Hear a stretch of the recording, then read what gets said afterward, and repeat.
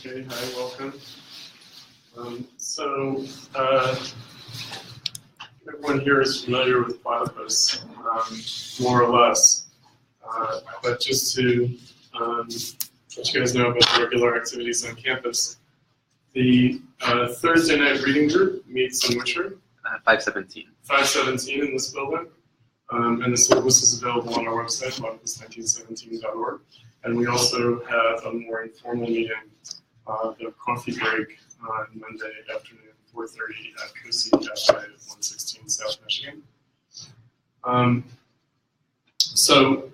me introduce myself first of all. So I'm Chris Cutrone, and I'm presenting on an article that I wrote and published in the latest issue of the Platypus Review, issue 100, which also marks 10 years of our publication, going back to November 2007.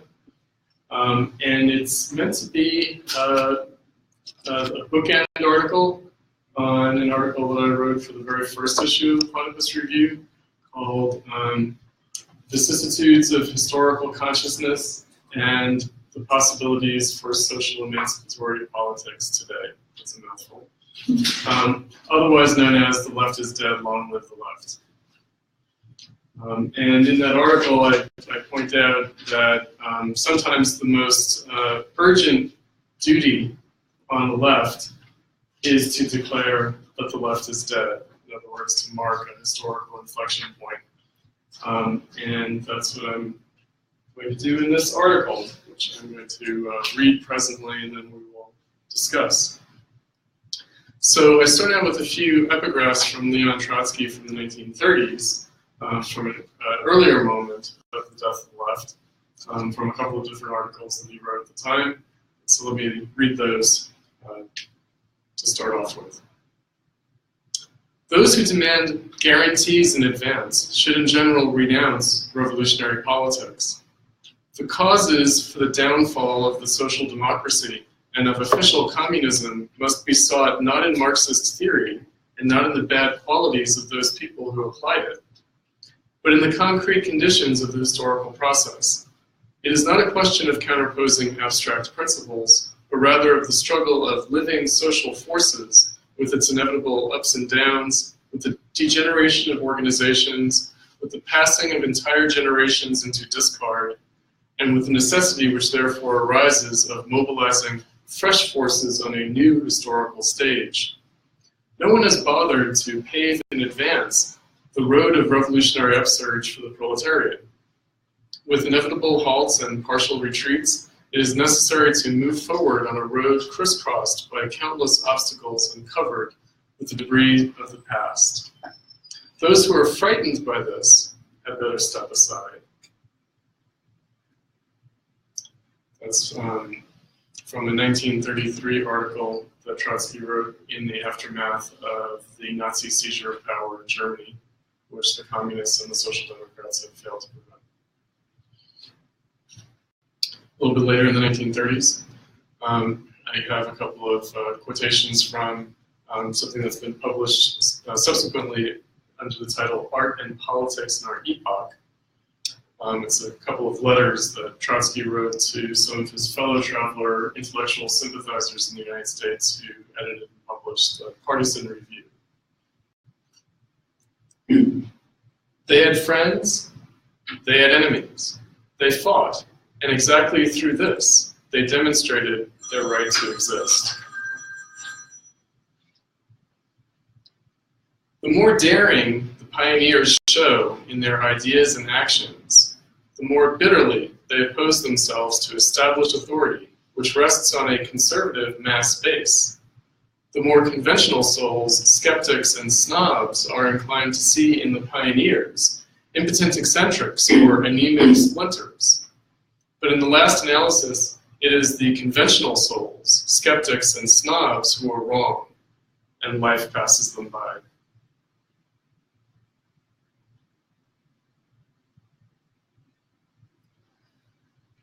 The Millennial Left has been subject to the triple knockout of Obama, Sanders, and Trump.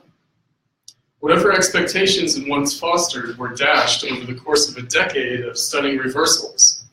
In the aftermath of George W. Bush and the War on Terror, of the financial crisis and economic downturn, of Obama's election, of the Citizens United decision and the Republican sweep of Congress, of Occupy Wall Street and Obama's reelection, and of Black Lives Matter emerging from disappointment under a black president, the 2016 election was set to deliver the coup de grâce to the Millennials' Leftism.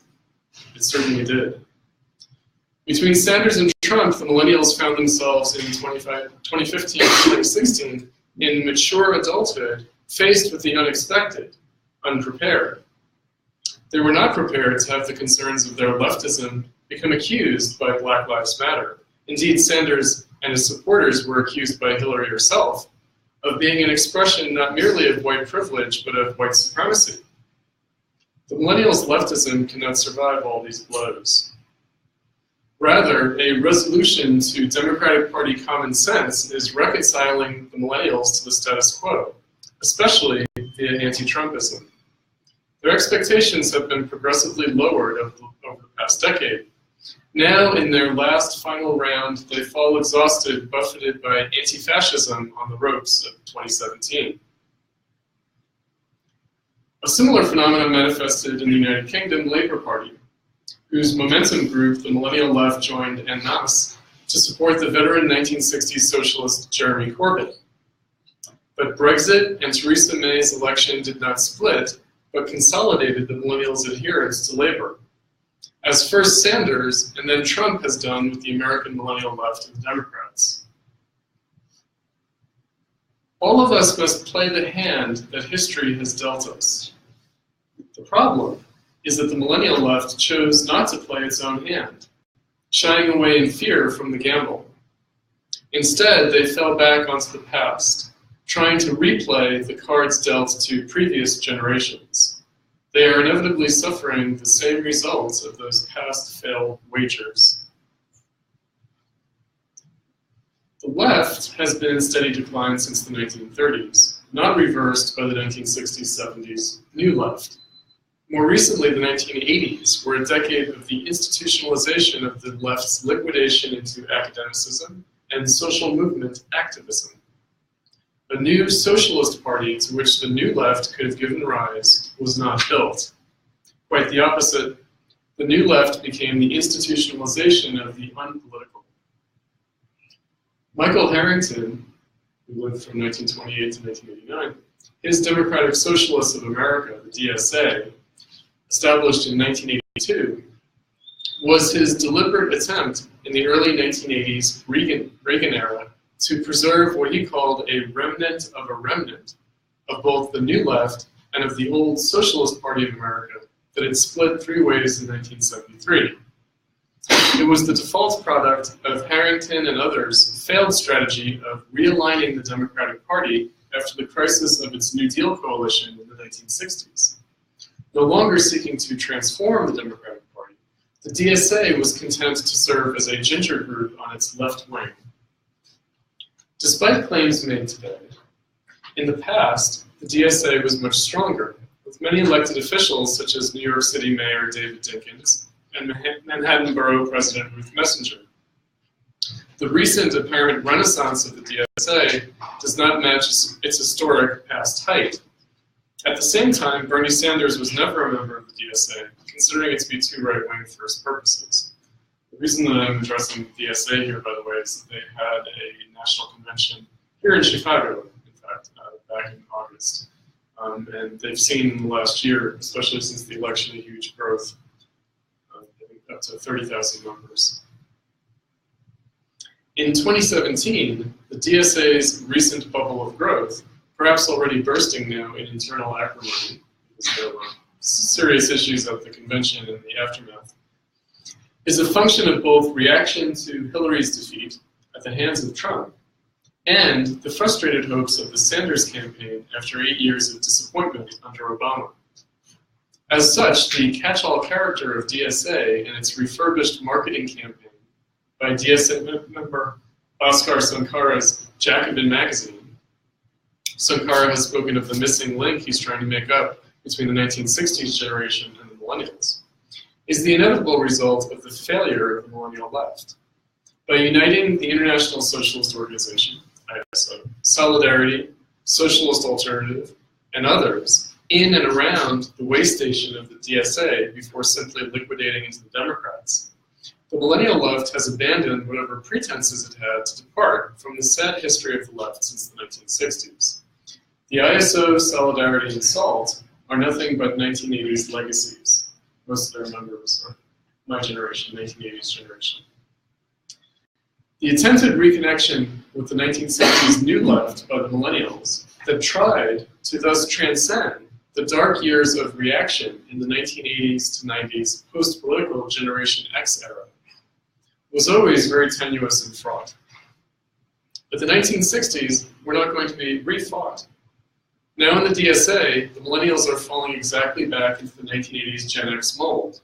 Trump has scared them into vintage Reagan-era activity, including standoffs with the KKK and the neo-Nazis. Set back in the 1980s, it and Stranger Things are happening again. If you guys have seen the original It, not just the recent It, right? So part of the history of the town that is revealed in the movie is the old history of the KKK in the community. The Millennials are falling victim to Gen X nostalgia for a time before they were even born. But this was not always so. The founding of the new Students for a Democratic Society, the new SDS, in Chicago in 2006, in response to George W. Bush's disastrous Iraq War, was an extremely short-lived phenomenon of the failure to unseat Bush by John Kerry in 2004, and the miserable results of the Democrats in the 2006 midterm congressional elections. Despite the warning by the old veteran 1960s SDS members, organized in the mentoring group, the Movement for a Democratic Society, or MDS, to not repeat their own mistakes in the New Left, the new SDS fell into similar single-issue activist blind alleys, especially around the Iraq War, and did not outlive the George W. Bush presidency.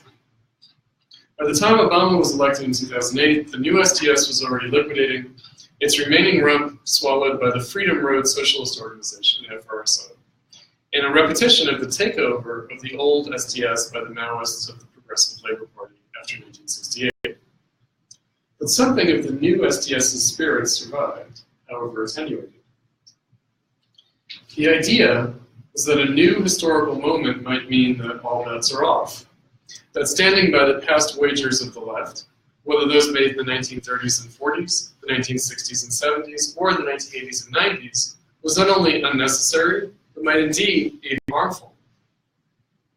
This optimism about engaging new, transformed historical tasks in a spirit of making necessary changes proved difficult to maintain. Frustrated by Obama's first term, and especially by the Tea Party that fed into the Republican congressional majority in the 2010 midterm elections, 2011's Occupy Wall Street protest was a quickly fading complaint registered before Obama's reelection in 2012. Now, in 2017, the Millennials would be happy for Obama's return. Internationally, the effect of the economic crisis was demonstrated in anti-austerity protests and in the election and formation of new political parties, such as Syriza in Greece and Podemos in Spain. It was also demonstrated in the Arab Spring protests and insurrections that toppled the regimes in Tunisia and Egypt, and initiated civil wars in Libya, Yemen, and Syria, and that were put down or fizzled in Bahrain and Lebanon. In Iran, the crisis manifested early on around the Reform Green Movement upsurge in the 2009 election, which also failed. The disappointments of these events contributed to the diminished expectations of the Millennial Left. In the US, the remnants of the Iraq anti-war movement and Occupy Wall Street protests lined up behind Bernie Sanders' campaign for the Democratic Party presidential nomination in 2015. Although Sanders did better than he himself expected, his campaign was never anything but a slight damper on Hillary's inevitable candidacy. Nevertheless, Sanders served to mobilize millennials for Hillary in the 2016 election, even if many of Sanders' primary voters ended up pushing Trump over the top in November. Trump's election has been all the more dismaying. How could it have happened after more than a decade of agitation on the left, in the face of massive political failures, such as the war on terror and the 2008 financial collapse and subsequent economic downturn? The Millennials thought that the only way to move on from the disappointing Obama era was up. Moreover, they regarded Obama as progressive, however inadequately so. This assumption of Obama's progressivism is now being cemented by contrast with Trump. But that concession to Obama's conservatism in 2008 and yet again in 2012 was already the fateful poison pill of the Democrats that the Millennials nonetheless swallowed. Now they imagine they can transform the Democrats, aided by Trump's defeat of Hillary, an apparent setback for the Democrats' right wing. But change them into what? This dynamic since 2008, when everyone was marking the 75th anniversary of the New Deal, is important. What might have looked like the bolstering or rejuvenation of social democracy is actually its collapse. Neoliberalism achieves ultimate victory in being rendered redundant. Like Nixon's election in 1968, Trump's victory in 2016 was precisely the result of the failures of the Democrats.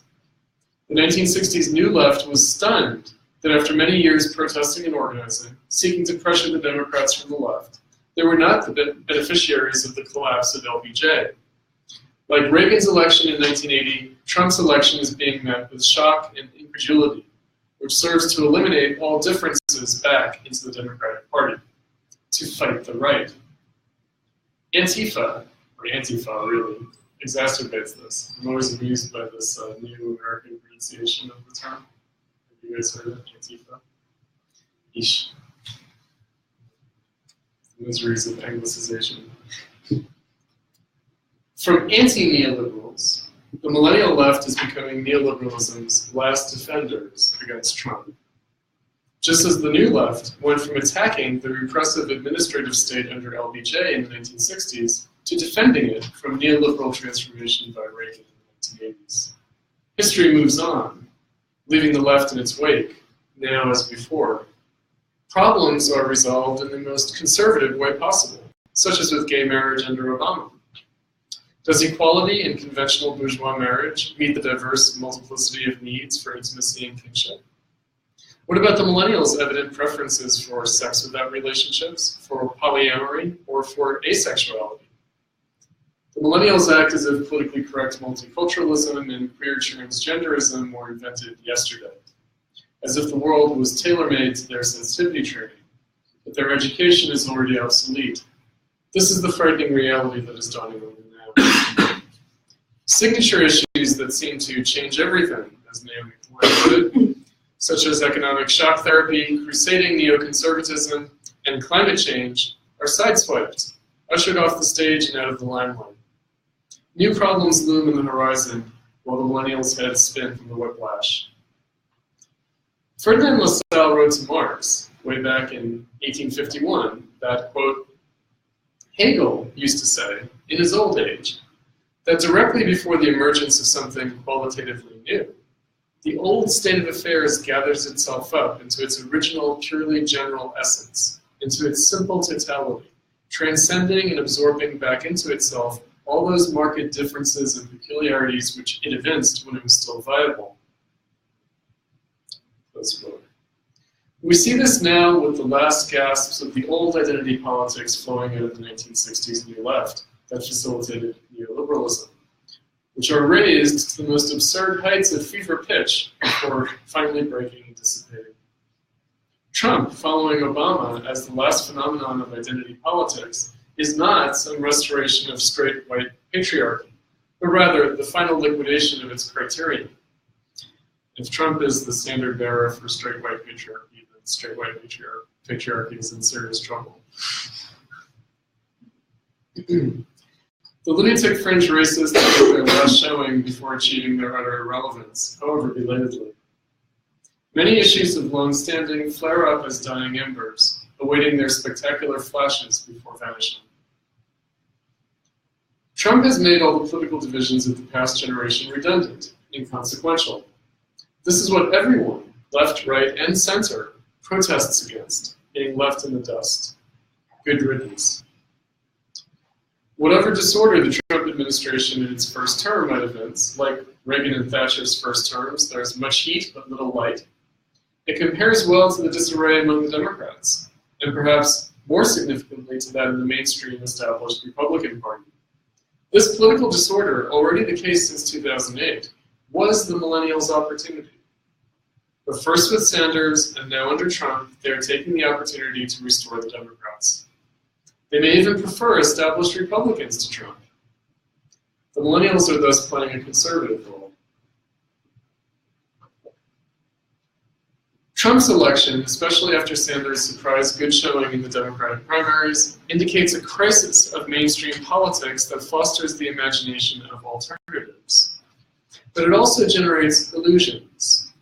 If the 2006 collapse of neoconservative fantasies of democratizing the Middle East through US military intervention, and the 2008 financial crisis and Great Recession did not serve to open new political possibilities, then the current disorder will also not be so propitious, at least not for the left. The opportunity is being taken by Trump to adjust mainstream politics into a post-neoliberal order. But mostly Trump is, avowedly, a figure of muddling through, not sweeping change. The shock experienced by the complacency of the political status quo should not be confused for a genuine crisis. Just because there's smoke doesn't mean that there's a fire. There are many resources for recuperating the Republican Party and the Democratic Party organized politics. As disorganized as the parties may be now, the Millennial Left is completely unorganized politically. It is rather entirely dependent upon the existing Democrat-aligned organizations such as minority community NGOs and labor unions. Now the Millennials are left adjudicating which of these Democrats they want to follow. Most significant in this moment are the diminished expectations that carry over from the Obama years into the Trump presidency. Indeed, there has been a steady decline since the early 2000s. Whatever pains and adjustment to the grim new normal have been registered in protest, from the Tea Party revolt on the right to Occupy Wall Street on the left, the political aspirations now are far lower. What is clear is that ever since the 1960s New Left, there has been a consistent lowering of horizons for social and political change. The left has played catch-up with changes beyond its control. Indeed, this has been the case ever since the 1930s, when the left fell in behind FDR's New Deal reforms, which were expanded internationally after World War II under global US leadership, including via the Social Democratic and Labor parties of Western Europe. What needs to be borne in mind is how inexorable the political logic ever since then has been. How could it be possible to reverse this? Harry S. Truman called his Republican challenger in 1948, New York Governor Thomas Dewey, a fascist for opposing the New Deal.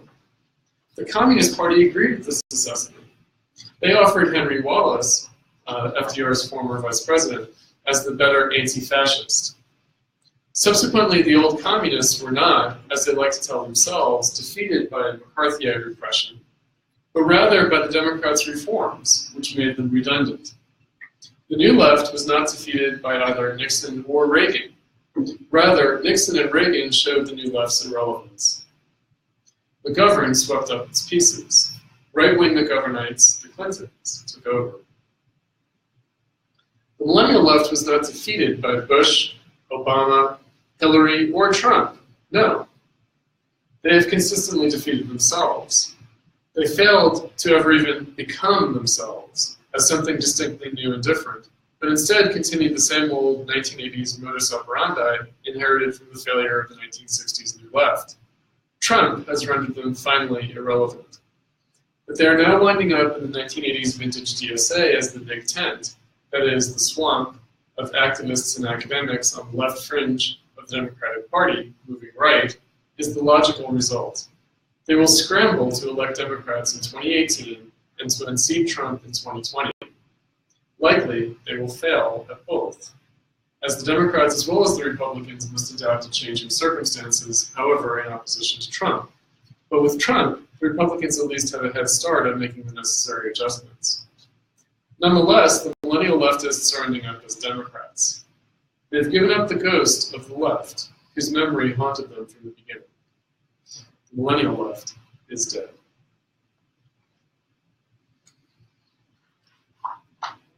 So,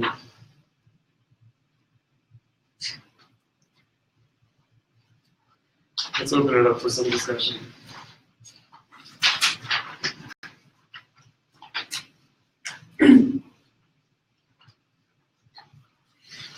So, news the death of the Millennial Left as experiencing right now doesn't seem to be much different than the politics of the left for the past 30 years or so.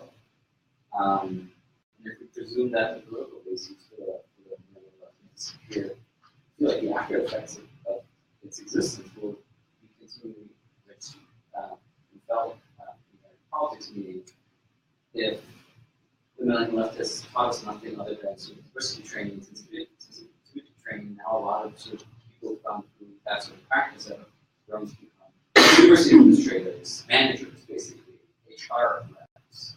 So actually the social effects of a lot of presumptions of the Millennial Left seem to actually be very powerful, right? And they almost elected the president very much to their liking, which would have been Clinton. So I don't know, you're in many ways optimistic, overly optimistic about presuming that this millennialism of the left is dead, that the 1980s left is dead, or could we also say that, against after effects would be significantly false quite a while? Certainly there will be inertia, right?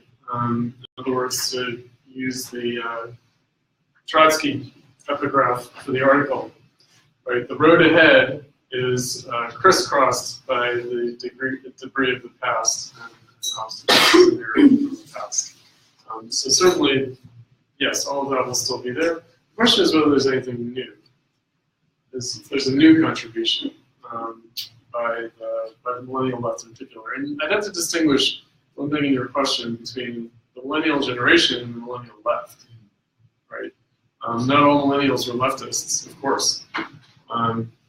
Not at all. And I'm sure that there are probably many more right-wing millennials than left-wing millennials. To clarify, I guess what distinguished perhaps the contribution of the Millennial Left from previous generations, maybe that's an exaggeration, but was identity politics. Oh no, identity politics is since the 60s, and especially since the 80s.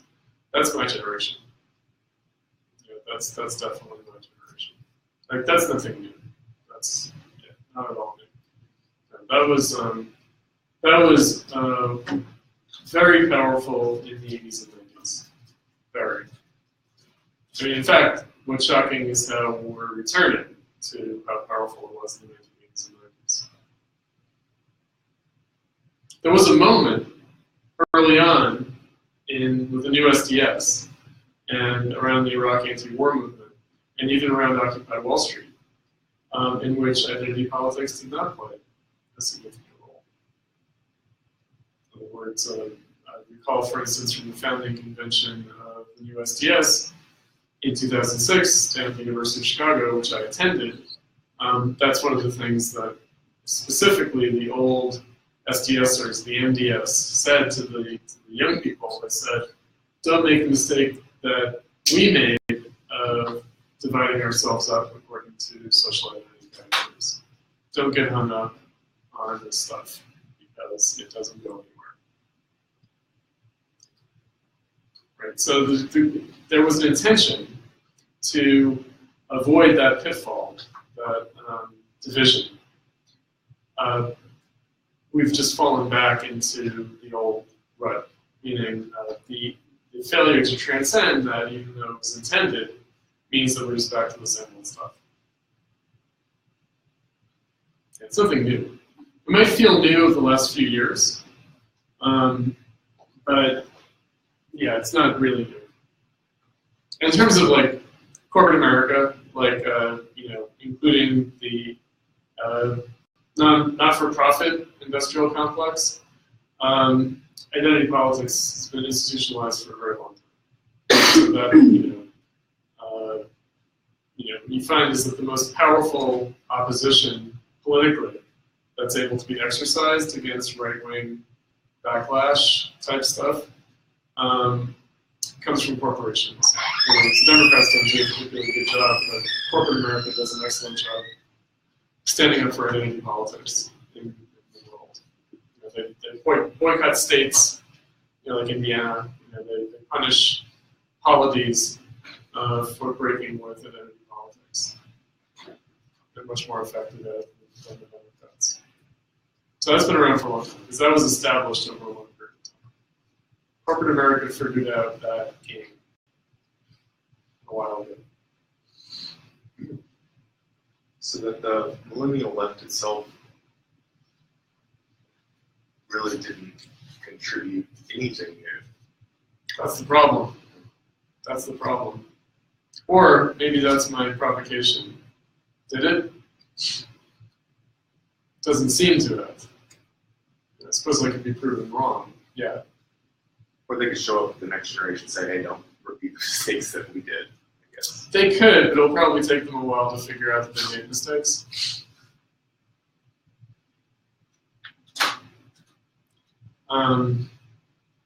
Yeah, I mean, about the DSA, which was the occasion for my writing the article, when I say that it's the big tent or the swamp, what I mean by that is that there are all sorts of people on the DSA now. And the DSA just is the Democratic Party. I think that's the whole point of the DSA, is that it just is the Democratic Party. There are caucuses, factions in the DSA, like there's an anarchist faction, there's a communist faction. There are all sorts of factions that really are not particularly compatible. However, with each other, in terms of their ostensible ideology. However, what they're all compatible with is the Democratic Party, because the left has been compatible with the Democratic Party for the last 40 or more years. Going back 50 years, really, going back to the 60s and really going back to the 30s. It's an extra-parliamentary, this term from European Leftism, extra-parliamentary opposition. The streets versus the ballot box, like that idea.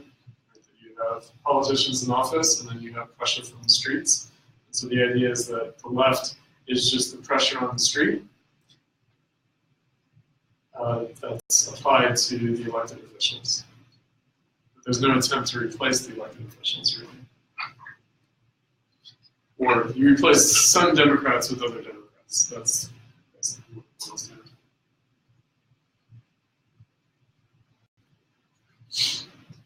I mean, I give some indication of what I mean by contrast, and it is a very negative piece. So positively, when I point out that the New Left didn't reverse the course set from the 1930s, because they didn't form a new party. So back in 2007, in the same month that we started publication of the Platypus Review here, School of the Art Institute of Chicago in November of 2007, we conducted one of our first public events. It wasn't the very first, but it was one of the first public events, which was an interview that I conducted with Tariq Ali, who was the editor of New Left Review, an old 60s British leftist. And he said, yeah, the great failure of the New Left is that the SDS didn't become a political party. And by contrast, he pointed to Germany, where the New Left formed the Green Party. Not that that's a great example either. However, it's still something. It's something more political. And he pointed out that even though in the United States there's a lot of kind of default anti-Americanism that looks elsewhere, that in Europe and around the world, people actually looked in the 60s to the United States for inspiration.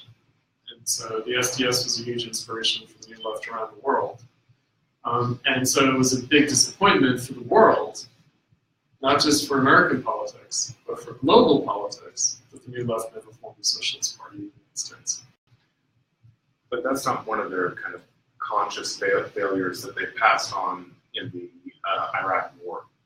They didn't, no, because of course these remnant New Leftists, they went through not only the 60s generation, namely the disenchantment with Democrats, but they also went through the 70s. And in the 70s, there were some attempts at party building, at least ostensibly, meaning there were some declared attempts at party building that took place, mostly in the form of Maoist, Marxist-Leninist communist parties. But They never really got together, and it's unclear whether they were particularly serious about that. But there were some moves in that direction. Whether that was just a cudgel that was used to try to discipline people, or there was a sincere effort, is something else.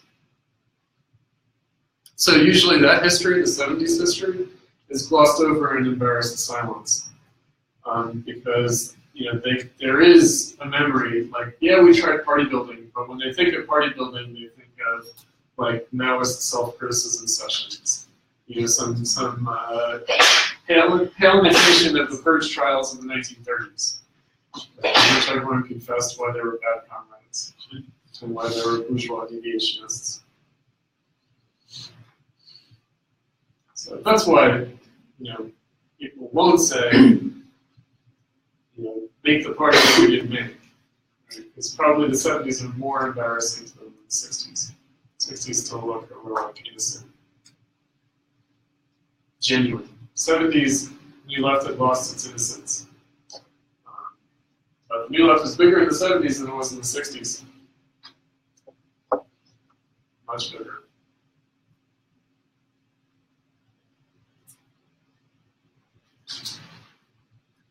Actually, that dynamic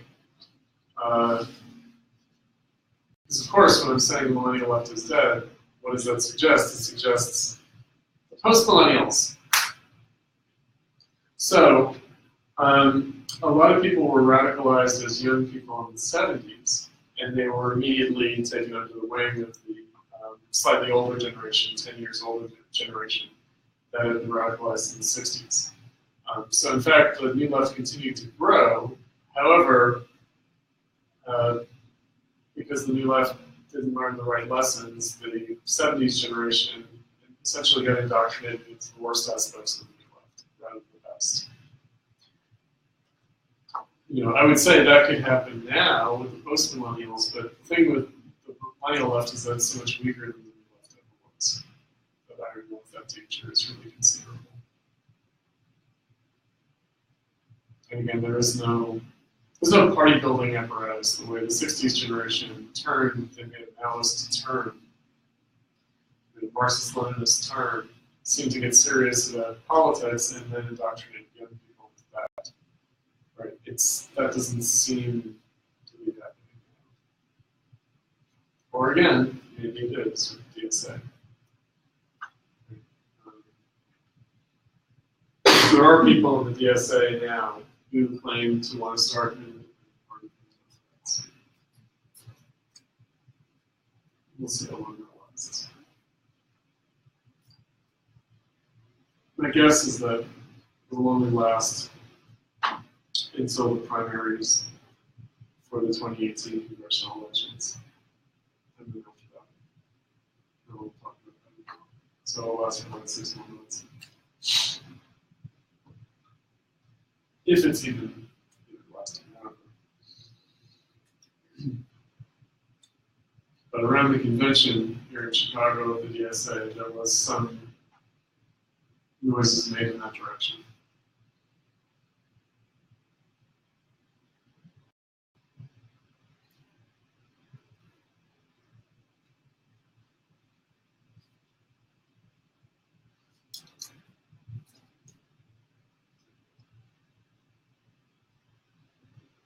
Question is with the post-millennial generation, which some in this room might already be, actually. What they will make of the Millennial Left experience, what they'll make of the Iraq anti-war movement, the Occupy Wall Street stuff, the Sanders campaign, what will that look like? What does it look like to, say, people started college this year? Problem is that it's not even visible. How so?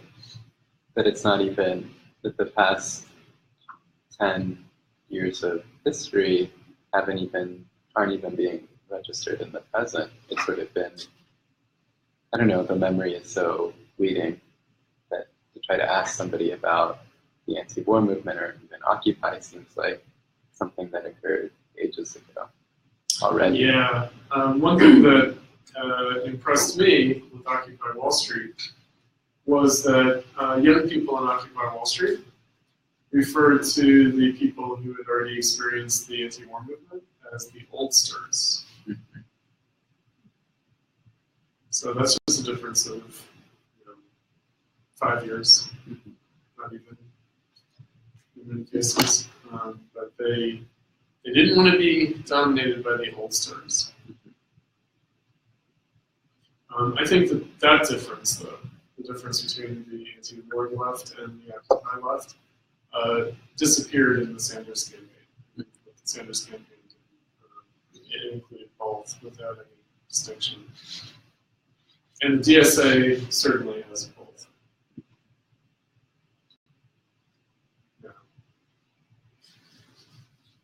So yeah, did Occupy Wall Street already forget the new SDS? Pretty much. But the issues seem to remain commonsensical, same. In other words, still anti-war, right? Or especially around the war on terror.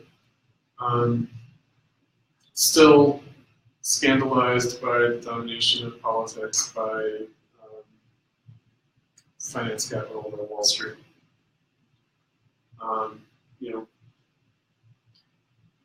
Those are still the kind of baseline attitudes. Mm-hmm. Now, of course, under Trump, what's interesting is how neither really applies. Really, Trump claimed to have been against the Iraq War, and he wanted to end the Afghanistan War until the generals told him, well, you can't really do that. Right? And he had to kind of confess to not understanding how difficult it would be to pull out. And he also claimed to be anti-Wall Street. Right? What people have tried to do is say, well, he's just lying about that. Look at all the Wall Street people that he pointed to his cabinet. But that is his shtick, is anti-Wall Street. So even though Trump doesn't conform to the image of politics that the anti-war movement and Occupy Wall Street imagined, they act as if it's just more of the same. They don't register the fact that Trump represents a break with the Republican Party on both of those scores. For instance, people talk about the counties that went for Trump and whether that refers to opioid addiction or Rust Beltism, deindustrialization, loss of jobs. It turns out that it correlates best with veterans from the Iraq and Afghanistan wars. In other words, the counties most impacted by the wars went most for Trump. Why? Out of anti-war sentiment.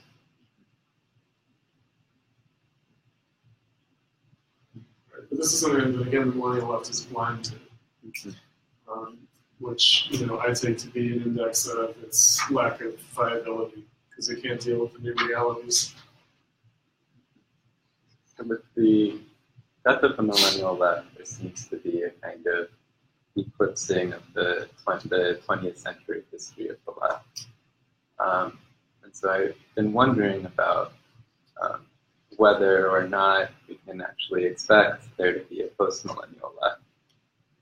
Whether the Millennial Left will be the end of the left per se? At least in terms of self-understanding. I mean, I think maybe there'll be, the expressions of bourgeois discontents with capitalism will sort of certainly continue, but whether those will be organized in a self-conceptualized left, per se. It's a funny thing, right? Because, occasionally I'll watch Fox News and they'll refer to the left, by which they mean the Democrats. And so I think that, certainly since my generation, going back ways, ever since Nixon, really, right? There is this idea that Democrats are the left. In other words, there's a brief moment in which LBJ was seen as right-wing. There was even some now forgotten confusion around the 1960 election in terms of JFK and Nixon, because Nixon was more for civil rights than JFK was. And JFK was also pushing a more confrontational anti-communist foreign policy. than Nixon was. So JFK ran to the right of Nixon on several times. But that's completely forgotten. LBJ, on the other hand, seems conservative. The idea being that if you're a leftist, what you are is like a really militant Democrat, right? You have all the basic orientations of the Democratic Party, except you're not a sellout like the Democrats. And usually what that means is you're completely irrelevant, and so you don't run for office, you just protest in the streets, right? So again, that's the modus operandi. So the New Deal history is a little bit more complicated, the relationship between the left and FDR. But it does go back to that as well. When Obama was elected in 2008, he said he welcomed a movement, right, to keep him honest when he was in office. And FDR said something similar in the 30s. He said that if he was a worker, he would also be a socialist, and that makes sense, and that it's healthy for the working class to put pressure on his administration to keep the reforms going. Right? So there is that deep history, but I think nowadays even the idea that there would be a distinction at all, right? Rather, the idea is that somehow the Democrats betray or sell out, right? So that they claim to be all these things, but really they're not, and that's the problem. So that's a sort of a twofold issue, which is to say, maybe being on the left shouldn't have anything to do with the policies of the Democratic Party, A, and B, how one understands those policies to be. Just wonder if there might be a shift to more sort of, I don't know, like these kinds of movements that you see in other parts of the world, like in Hong Kong, the umbrella movement, or you have these other kinds of democracy movements that are never sort of explicitly like leftist or socialist, but they're just sort of a kind of general discontent, or like the protests against the president of South Korea. These kinds of movements. Right. Yeah. Absolutely. So there will be discontents. There will be. And there will be movements. There might be right-wing movements.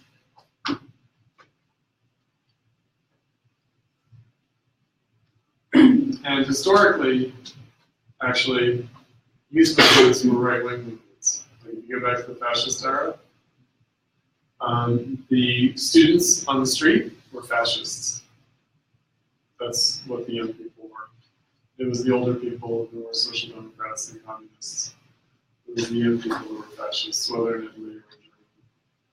So that's the 60s kind of bias that we have this idea that like young people are progressive, young people are leftist. That's not necessarily the case. Certainly in the Iranian Revolution, young people were Islamists. They were right-wing. They attacked the Shah from the right. Considered them to be too westernized and too liberal. Around certain social issues.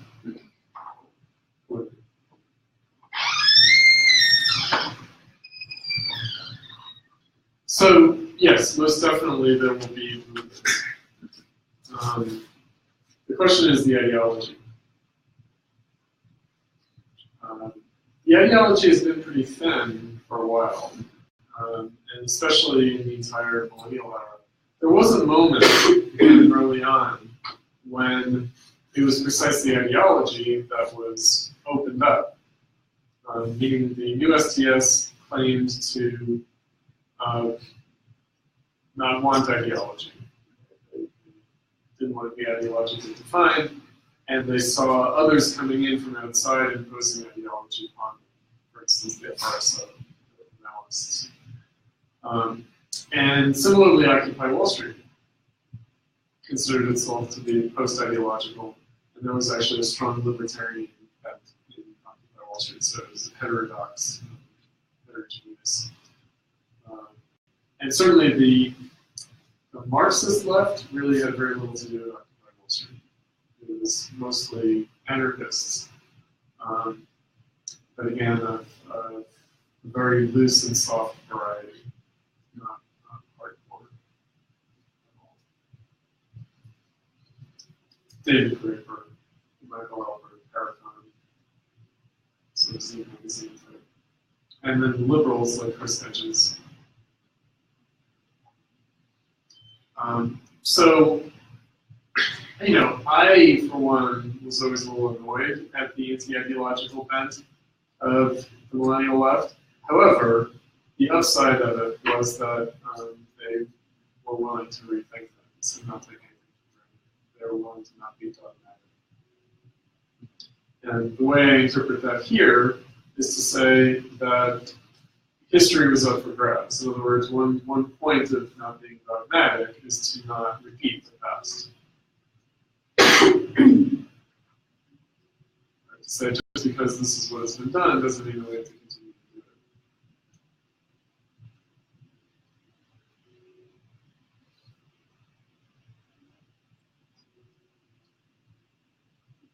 Now, however, the right-wing character, the anti-ideology sentiment is manifesting, which is to say, who cares about ideology? We have to get Trump out.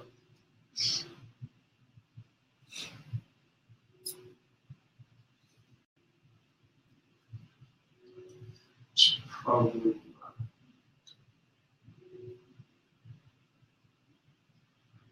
This should be another blow. Next year will be a blow, because the Republicans will likely keep control.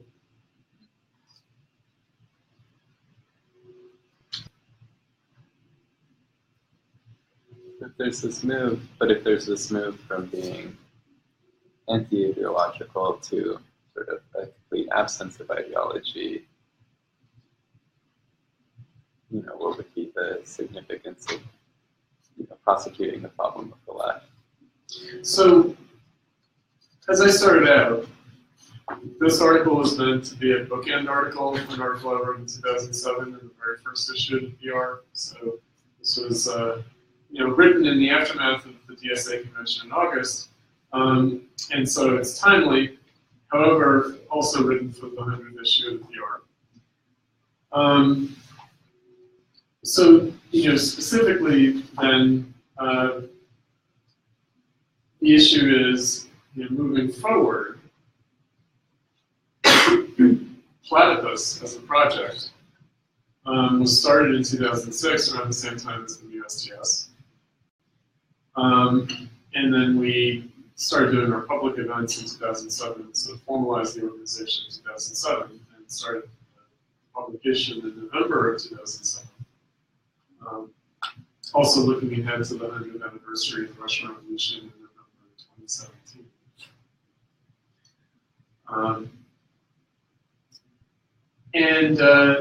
The idea was that people who were radicalized by things like the War on Terror, the Iraq War, which was a major political crisis. There was a lot of risk involved in George W. Bush invading Iraq. It was controversial across the board, among Republicans as well, but certainly in the Democrats and internationally in terms of the global system. It was very dicey. So people were radicalized, and a lot of people in the anti-war movement were not leftists. There were a lot of right-wing anti-war people. But the left was there to take young people in hand and say, oh, you want to know why there's a war? It's because the U.S. wants to steal the oil. It's a declining imperialist power. Imperialism is trying to impose itself in the Middle East. Islamophobia is part of that. Right, so there were ideologies waiting to answer people's questions as to why are we going through this? What's happening in the world?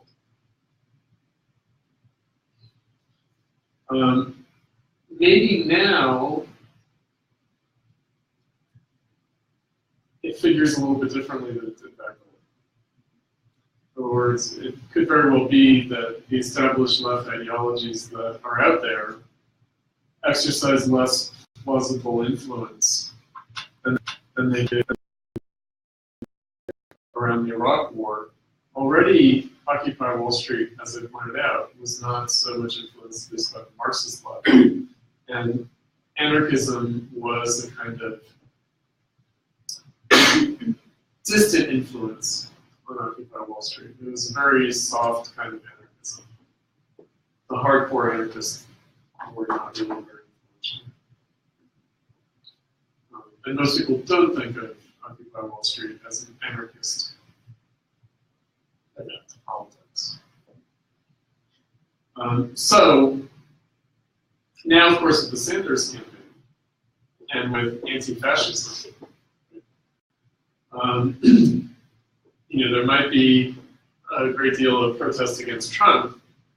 The question is whether that will really be an opportunity for young people to be educated in the left. Probably not so much.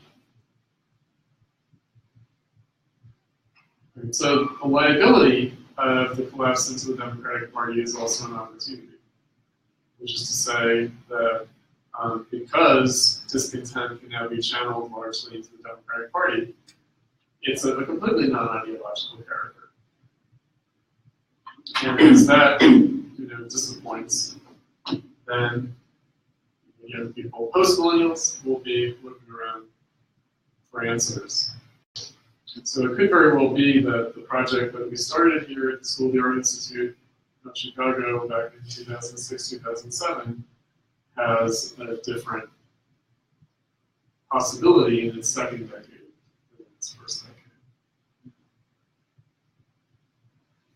We've mostly watched the millennials burn out and get cynical. In other words, all of the overheated or hyperventilated leftism to which they were exposed didn't go anywhere, and so it just produced cynicism.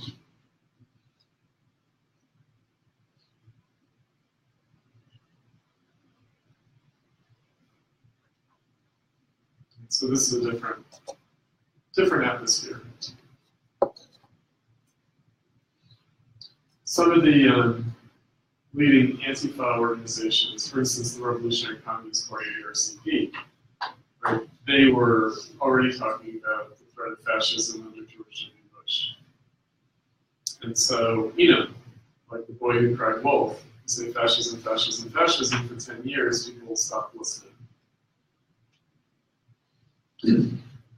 Right, because they're still producing fascism. Yeah, it's the same thing, right? And it's like, oh, but now it's really fascism, right? But that's what they said in the Iraq War. They said, Reagan was a fascist, but now the neocons are really fascist, right? And so now it's like, well, the neocons are really fascist, but Trump is really, really fascist. That's what happened on the panel. So he was asked about George Bush. He's like, oh, well, that wasn't really fascist. But now it's really, but that's not what y'all were saying. It was really fascism. No, they have like these wonderful speakers, right? Like orators, right? Agitators, who could do the monster truck rally type gravelly voice. Right? They could really do it, right? They had wonderful sound systems at the anti-war protests. They were like, George W. Bush and the neocons are paving the way for fascism for thousands of years. And you just hear this echo across the crowds in Grand Park. Yeah. And I would be like, what drugs are they on? Oh, leftism. Marxism. Thousands of years. It's interesting. There's a guy that comes to buy books where I work, and he's of the new left generation. He was first a Maoist, brought in by the Maoists, and then turned Trotskyist, and it's been part of the ISO forever. Mm-hmm. He's selling newspapers forever. Mm-hmm. And we had a kind of a long conversation, and he said that he was thinking about joining the TSA. Sure, of course. And, he said that, it's the big tenant Yeah, it's this big tent thing. Yes. And the image that I just got in my head was what happens when the poles start falling in the big tent and everyone gets caught up in Right. So Chris, when you said that you're thinking of starting a party, I wonder, I mean, Well, they claim. What they did at the convention, individuals, right? Yeah. But the type of party that they're envisioning is one that's like really New Deal, right? In ways that, you know, Democrats have abandoned New Deal money. So it's a sort of, it's been a dream of the American left forever to start a Labor Party or a social democratic party in the United States. So I guess the question is, yeah, is there a percentage versus what's it talking about? Yeah. Versus New Dealism? yeah, party threats. Right, so the idea is that you support progressive Democrats, and then if that doesn't work, you try to start something else. So I wanted to ask about ideology because, like, on the one hand, the New Left would consider themselves already, on some level, post-ideological. I mean, In the obviously, 60s, in the 60s. not in the 70s, yeah, but in the 60s.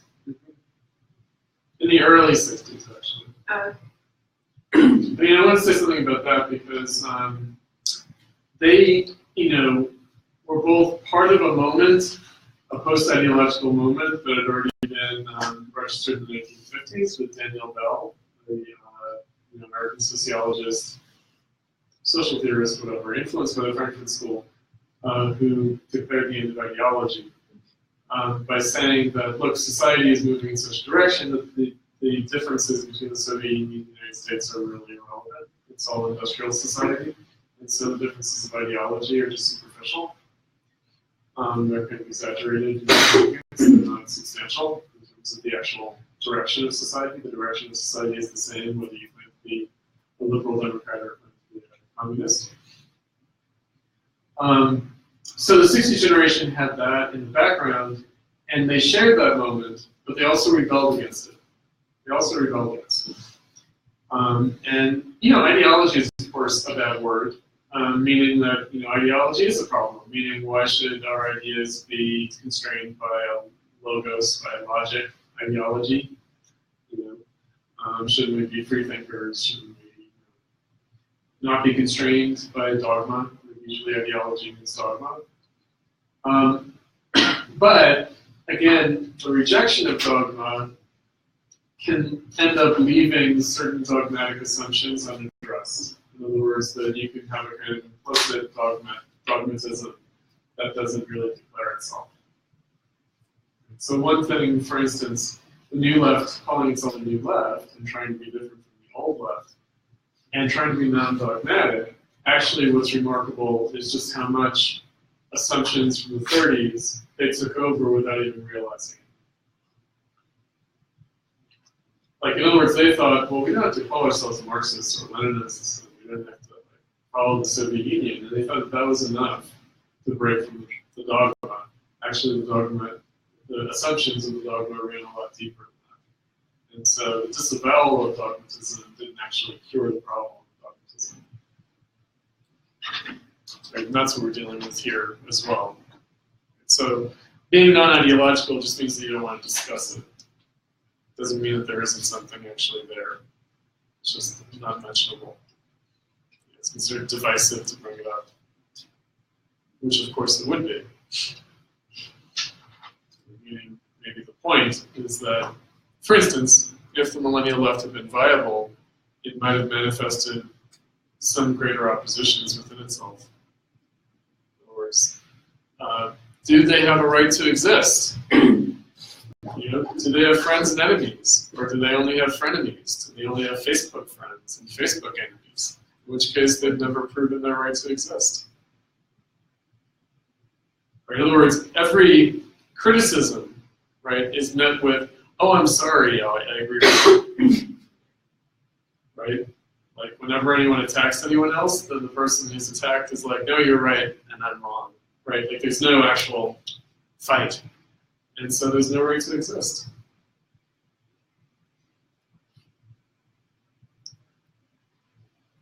There's no point. That gets us back to the first question, which is there a specific contribution the millennial left has made? No, because for them to have made a contribution would have meant to have been controversial and would have meant having fights, and that's exactly what didn't happen.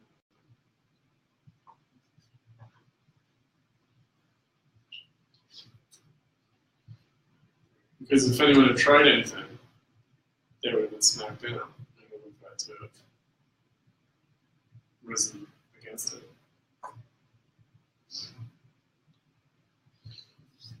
So they didn't. They just, slinked away in embarrassed silence when things went south. And that's what will happen with the 30,000 new DSA members.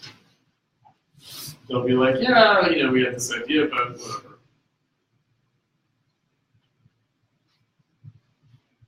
It's not like people will come away from it with some profound experience that they learned from. They'll just be like, oh yeah, I was, I'm not sure what I was thinking back then when I joined the DSA.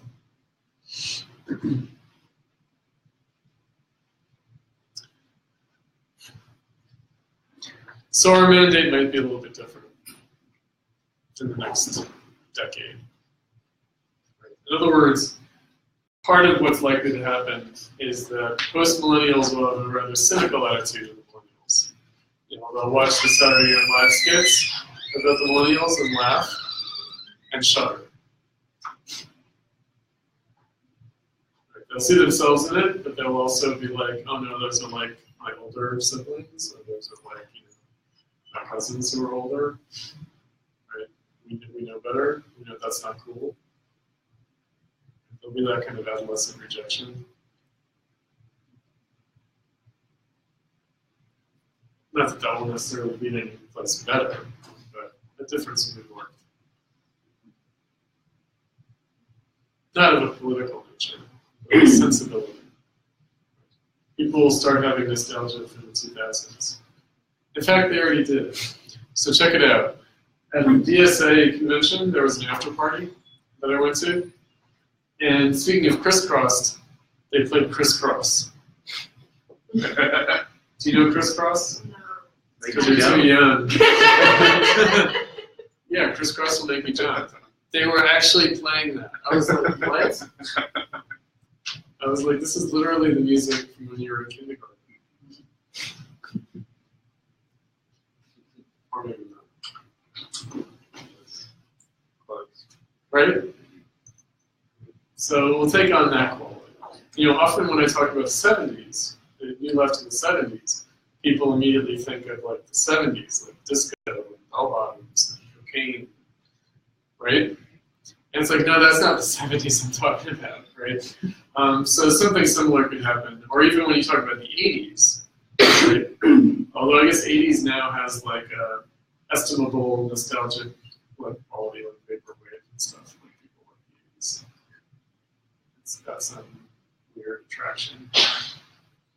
I think though that the nostalgia of younger people for the 80s is just the result of my generation finally being in charge of marketing departments and just imposing ourselves on them.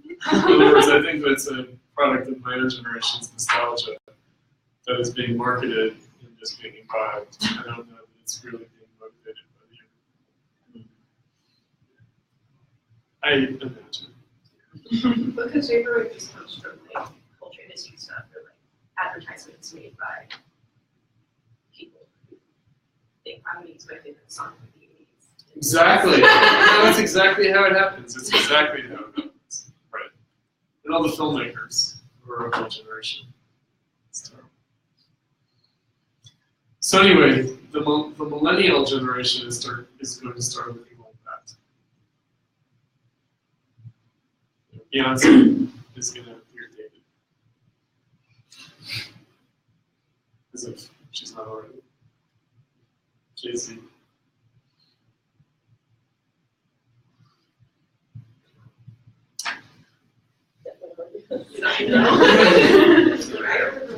All right, thanks everybody. Thanks, Chris. Thank you. Thank you.